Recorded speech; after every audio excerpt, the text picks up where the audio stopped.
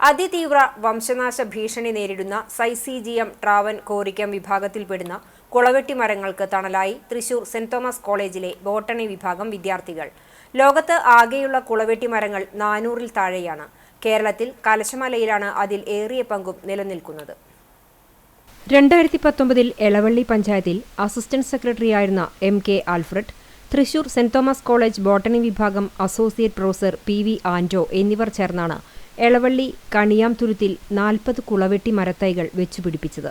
കാലാവസ്ഥയും മണ്ണും ചതുപ്പും കുളവെട്ടിക്ക് അനുകൂലമായതിനാൽ മരങ്ങൾ തഴച്ചു വളർന്നു. മുളച്ചുകിട്ടാൻ വളരെ പ്രയാസമുള്ള കുളവെട്ടി വിത്തുകൾ പ്രത്യേക പരിചരണത്തോടെയാണ് മുളപ്പിച്ചെടുത്തത്. 1 വർഷത്തിനു ശേഷം പുതിയ ഭരണസമിതി ചുമതലയെടുത്തതോടെ പ്രസിഡന്റ് ജിയോ ഫോക്സിന്റെ നേതൃത്വത്തിൽ എളവള്ളിയിൽ കുളവെട്ടി മരങ്ങൾക്ക് വലിയ പ്രാധാന്യം നൽകുകയും പ്രത്യേക സോണായി നിലനിർത്തുകയും ചെയ്തു. കൂടാതെ 21 പുതിയ തൈകൾ ബണ്ടരികുകളിൽ നട്ടിരുന്നു.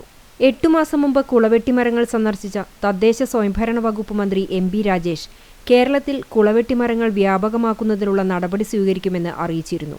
ഈ സാഹചര്യത്തിൽ കൂടുതൽ കുളവെട്ടി മരത്തൈകൾ ശാസ്ത്രീയമായി ഉൽപ്പാദിപ്പിക്കുന്നതിന് തൃശൂർ സെന്റ് തോമസ് കോളേജ് ബോട്ടണി വിഭാഗം വിദ്യാർത്ഥികൾ പദ്ധതി തയ്യാറാക്കുകയായിരുന്നു.